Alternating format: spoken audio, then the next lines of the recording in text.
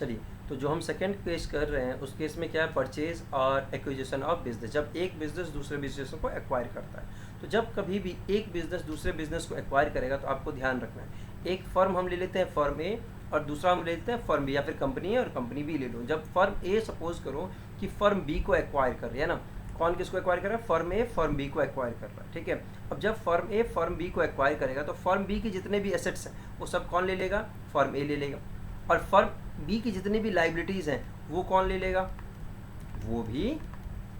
और इसके against firm ए क्या पेमेंट करेगा, इसको कुछ पेमेंट करेगा, जिसको हम क्या बोलते हैं, परचेज कंसीडरेशन। क्या बोलते हैं हम इसे, परचेज कंसीडरेशन। अब परचेज कंसीडरेशन किस बेसिस पे होगा, तो परचेज कंसीडरेशन याद रखिए एक अलग कहानी के बेसिस पे होता है, जिसका नाम है नेट एसेट्स के बेसिस पे, ठीक है। अब हमें पता है कि हमारे पास जो भी हमारे पास फर्म है, उस फर्म के पास एसेट्स हैं, है ना, जो हमने एक्वायर किया है। उसके बाद हमारे पास हमने क्या एक्वायर किया, लाइबिलिटीज़ एक्वायर किया, ठीक है। तो इन दोनों के बीच का जो डिफरेंस होता है हम उसे क्या बोलते हैं, नेट वैल्यू बोलते हैं। क्या बोलते हैं हम उसे, नेट वैल्यू, ठीक है। तो net value is equal to क्या हो गया, टोटल ऑफ एसेट्स जो भी आपने एक्वायर किया है, और उसमें से आप क्या माइनस कर देते हैं, लाइबिलिटीज जो आपने एक्वायर किया है उससे आप क्या करते हैं, माइनस कर देते हैं। तो whatever value you are getting हम उसे क्या बोलेंगे, नेट वैल्यू ऑफ बिजनेस बोलेंगे, जो आप क्या कर रहे हैं, एक्वायर कर रहे हैं, ठीक है। अब मान लो कि अगर परचेज कंसिडरेशन जो आप पेमेंट उनको करने वाले हैं उस बिजनेस के अगेंस्ट, ठीक है, अगर आपका परचेज कंसिडरेशन इसी के अकॉर्डिंग होता है, परचेज कंसिडरेशन जो होता है वो किसके बेसिस पे बनता है, नेट वैल्यू ऑफ एसेट्स के बेसिस पे बनता है, ठीक है। नेट वैल्यू के अकॉर्डिंग आप क्या करते हैं, डिसाइड करते हैं कि भाई कितना पैसा देना है, ठीक है। अगर मान लो कि किसी बिजनेस का जो टोटल एसेट है, total asset is equal to 4 lakh, total liability जो आपने टेक ओवर किया है वो है 1 लाख रुपए का, तो यहाँ पे नेट वैल्यू कितना बनता है, नेट वैल्यू कितना बनता है, 3 लाख रुपए बनता है।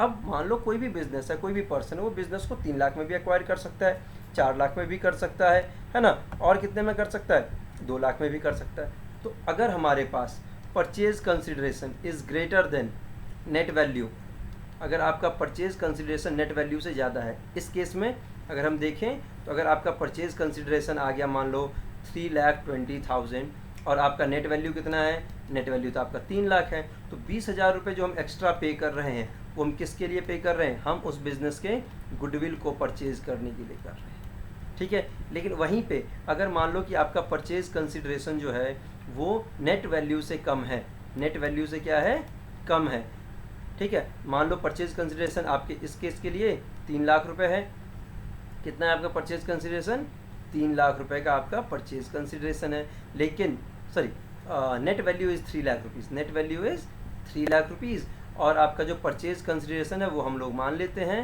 2,60,000 रुपये, है ना।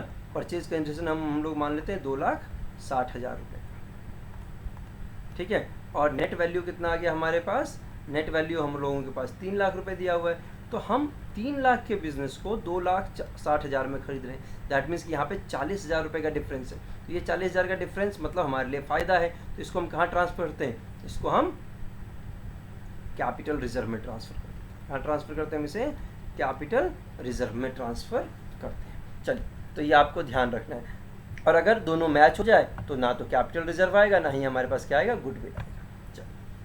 तो हम लोग स्टार्ट करते हैं। तो ऐसे केस में फर्स्ट एंट्री आप क्या करेंगे, आपने जितने भी एसेट्स को एक्वायर किया तो आप एसेट्स अकाउंट को डेबिट कर देंगे, जितने भी आपने एसेट्स एक्वायर किया उन सबको इंडिविजुअली डेबिट कर देंगे। फिर आप क्रेडिट किसको करेंगे, लाइबिलिटीज़ को, जितने भी लाइबिलिटीज़ आपने टेक ओवर किया है, और फिर आप क्या करेंगे, वही वेंडर अकाउंट यहाँ पे भी लिख देंगे, या फिर उस ऑर्गेनाइजेशन का नाम लिख देंगे जिससे आपने टेक ओवर किया, ठीक है। इसके अलावा जब आप सेकेंड एंट्री आएंगे तो इसी वेंडर को आपने क्या करना है, पेमेंट करना है, इसी वेंडर को आपने क्या करना है, पेमेंट करना है, तो आप वेंडर अकाउंट को क्या कर देंगे, डेबिट कर देंगे, ठीक है।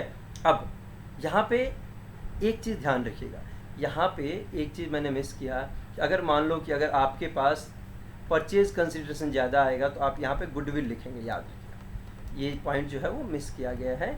पर अगर आपका गुडविल आ गया है ना, गुडविल को आप डेबिट करेंगे, कब डेबिट करेंगे, जब purchase consideration is greater than net value of business, तो जो भी डिफरेंस अमाउंट होगा वो आपके लिए क्या हो जाएगा, गुडविल का अमाउंट हो जाएगा। इन केस अगर आप ये ना, ये मैं इसीलिए अंडरलाइन कर देता हूँ ताकि आप लोगों को क्या रहे, ये याद रहे। ठीक है, कि ये क्यों आया है। ठीक, ऐसे ही आपको ध्यान रखना है, अगर आपका परचेज कंसिडरेशन कम हुआ तो क्या आ जाएगा आपके लिए, कैपिटल रिजर्व आ जाएगा। क्या आ जाएगा आपके लिए, कैपिटल रिजर्व आ जाएगा। और वो कैपिटल रिजर्व आप क्या करेंगे, यहाँ पे लिख लेंगे। और ये क्यों आएगा ये भी आपको बता दिया जा रहा है। क्यों आएगा भाई, क्योंकि हमारे पास परचेज कंसिडरेशन जो है वो लेस देन होगा नेट वैल्यू ऑफ एसेट। और परचेज कंसिडरेशन की वैल्यू आप कहाँ लिखेंगे, वेंडर अकाउंट में आप परचेज कंसिडरेशन की वैल्यू लिखेंगे।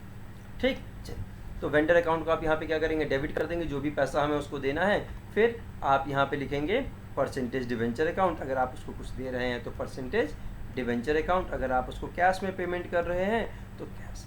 ठीक है, अगर आप बैंक में पेमेंट कर रहे हैं तो आप बैंक लिख देंगे, तो जिससे भी आप पेमेंट कर रहे हैं वो लिख देंगे। तो बट मेन क्या होगा आपके पास, परसेंटेज डिवेंचर अकाउंट। इसके अलावा अगर आप कुछ बैंक से पेमेंट कर रहे हैं तो आप बैंक अकाउंट लिख देंगे।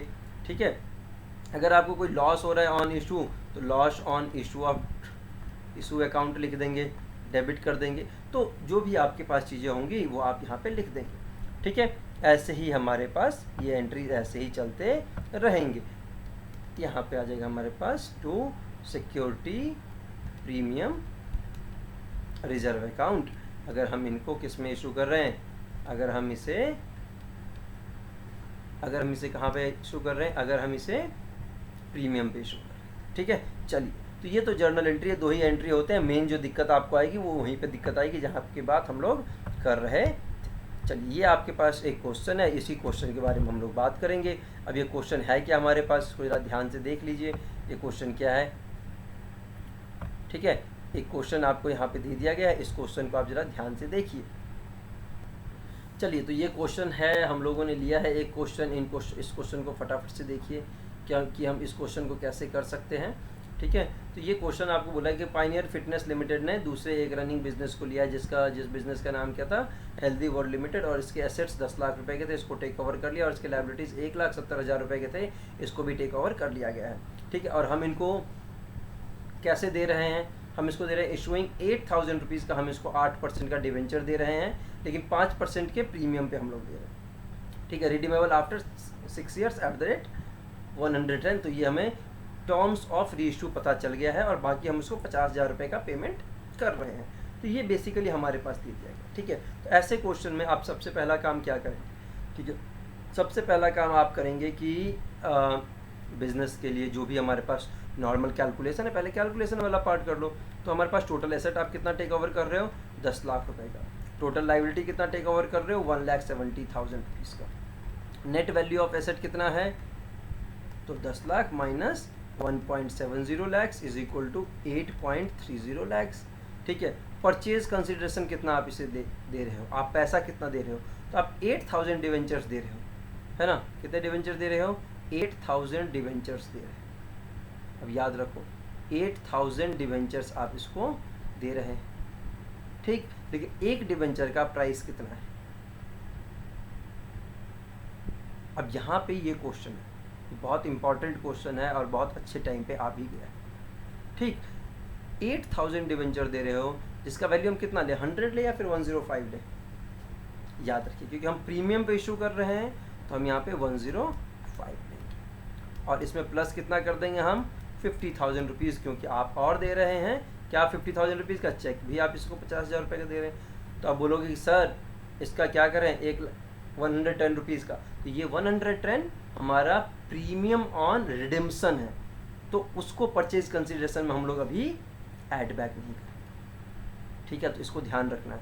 तो हमारा प्रॉपर परचेज कंसिडरेशन कितना हो गया, अगर आप इसको ध्यान